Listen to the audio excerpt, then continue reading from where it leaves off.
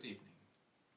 My name is Lukas Krupiński, and I have the greatest pleasure to talk about two remarkable Polish artists, Jan Sawka and Fryderyk Chopin. They are both representing completely different spheres of art. Chopin obviously music, and Jan Sawka paintings and artwork. However, I can see many similarities in their artistic styles, and I will try to compare them and talk about them individually and then combined.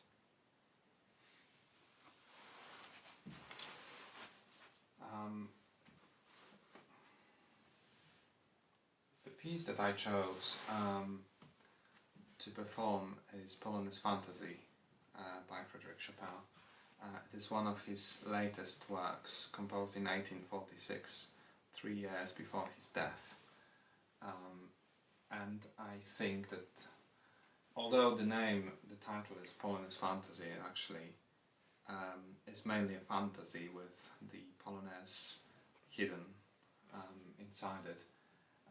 Chopin himself didn't really know what title to give this piece, as it is very, very complex, and it is really difficult to name and define its style. One of the features that are very apparent in both of the artists' works is definitely patriotism, and I think in this piece as well there are hidden truths that are transmitted, and that they can be transmitted between the notes or in the splashes of paint, creating this deeper layers of understanding and different meanings.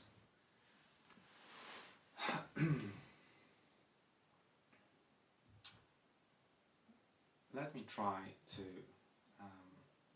show you some examples of this extraordinary music and find some similarities with Sawka's style. The beginning of the Polonius Fantasy is very interesting. It starts with the Polonaise phrase.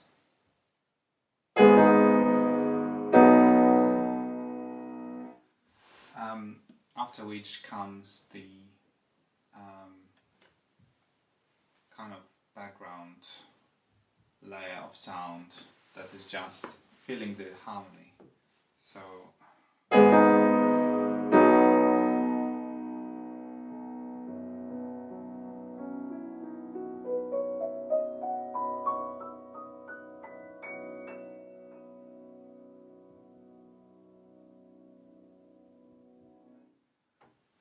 and I think in both of the artists' works they used different colors to show different meanings, and in Chopin's case it was by changing harmonies. So in the second bar we have the same phrase but in a different harmony.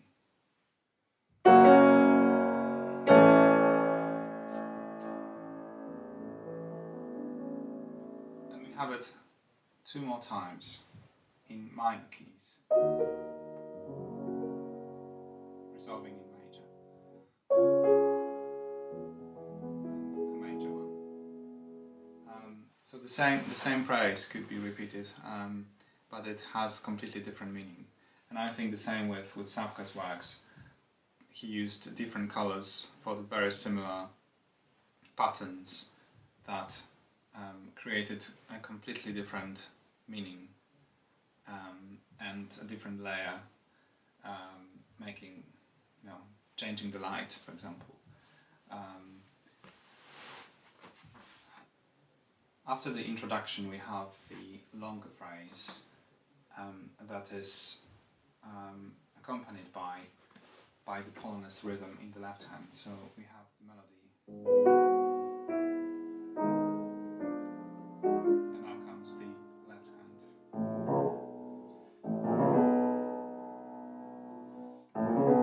It's a very typical Polonus rhythm.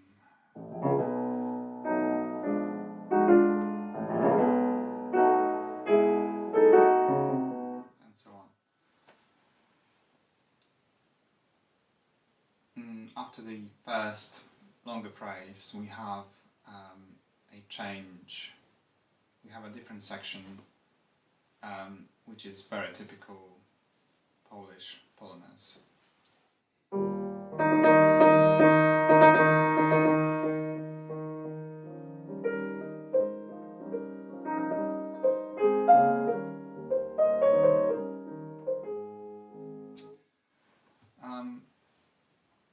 And I think Polishness in both of the artists' works is very, very obvious.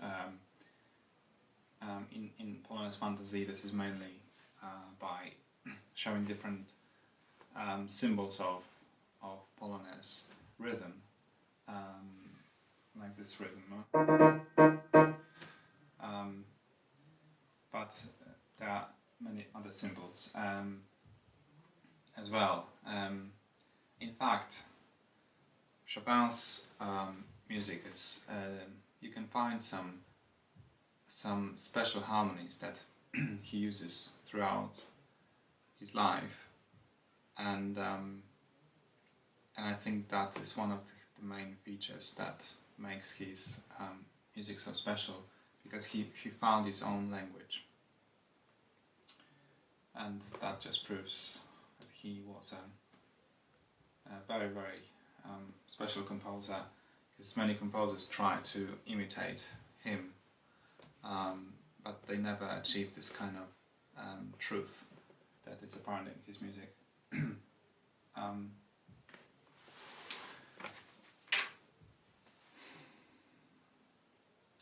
Well, there are certain phrases that repeat themselves throughout the piece. We have the Polonaise theme that I just played, and now we have the melody.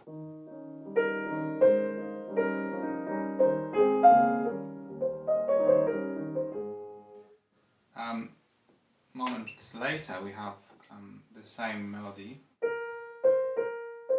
but in a different key and with a completely different accompaniment.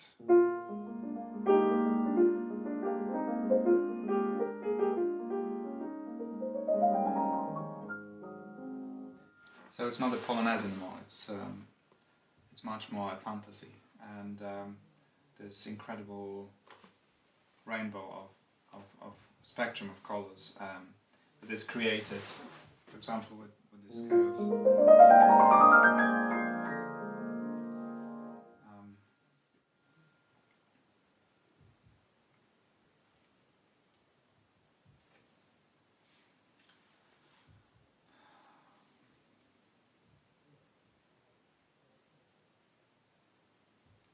I think in Sawka's works, the symbols are also very apparent if you know where to look, and I think this, as in Chopin's music, that would be called guns in the flowers. That's what often was referred to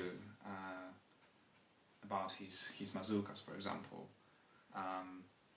That he was fighting for Poland in a very deep way, hidden way, because he wasn't allowed to do it in an obvious way, and I think that just gave his art even deeper power. And the same with Sawka. I think his paintings are there are some paintings that have these hidden symbols, and if you realize what they mean, then you know what was the purpose of his work. Why did he paint in the way he did?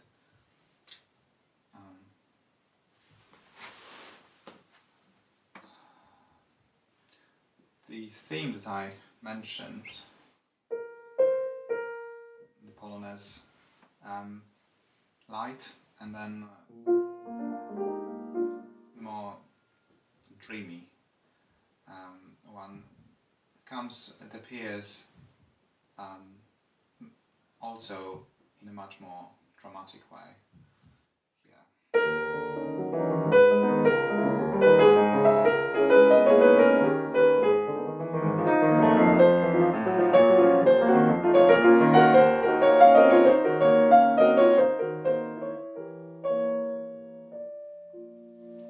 And we modulate to a completely different harmony, giving the music again a different light.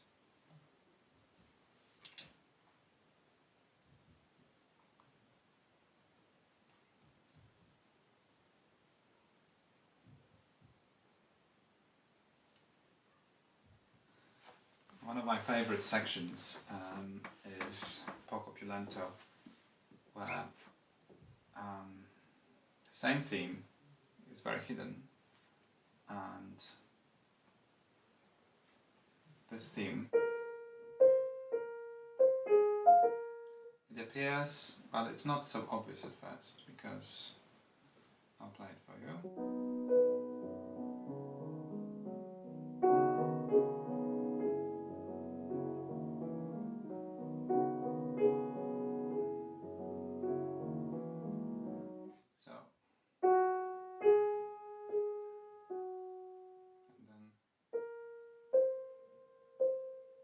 It's almost the same. It just repeats the second note, but it's the same phrase.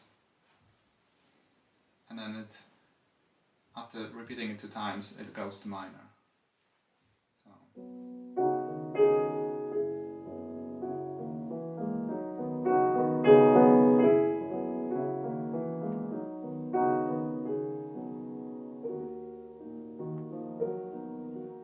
I think it's a very special moment. The Recapitulation, which is the final chapter of this work, starts with the same motif that appeared in the beginning of the piece, which is this one.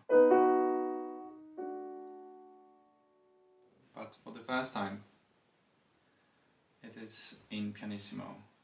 We had it in piano at the beginning, but this one is the softest and most intimate, I think.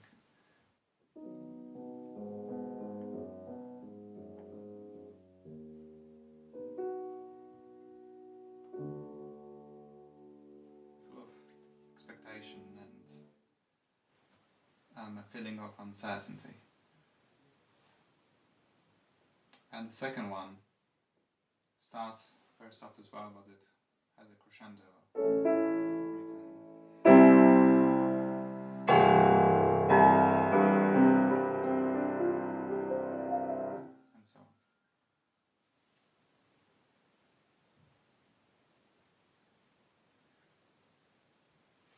I think the coda could be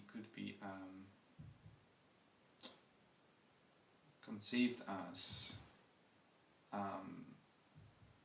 fight with death. I think it is a summary of his life, and you can see his life throughout this piece. And in the coda, there's so much struggle.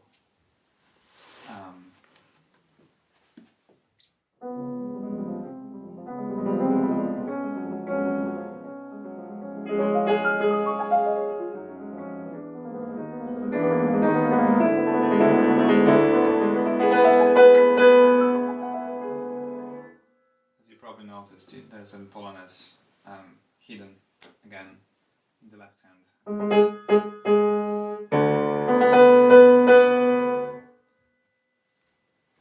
It's hard to choose separate fragments when the music just continues going and there's no way to stop it. So the same motif, the main motif of the Polonus, this one, appears for the final time, but this time is a triumphant one.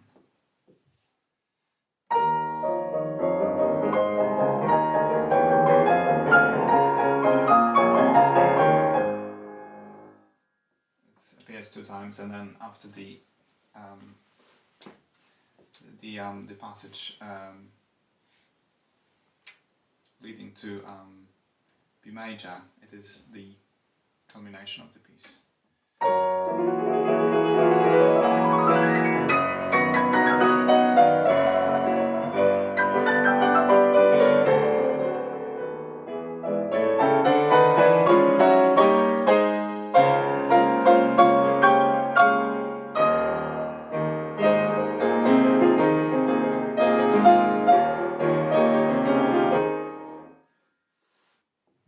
The same motif.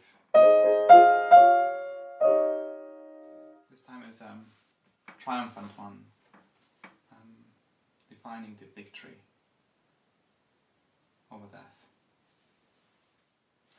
The ending is quite mysterious, I think, because after all the struggle, all the triumph as well, we go to the minor harmony again. We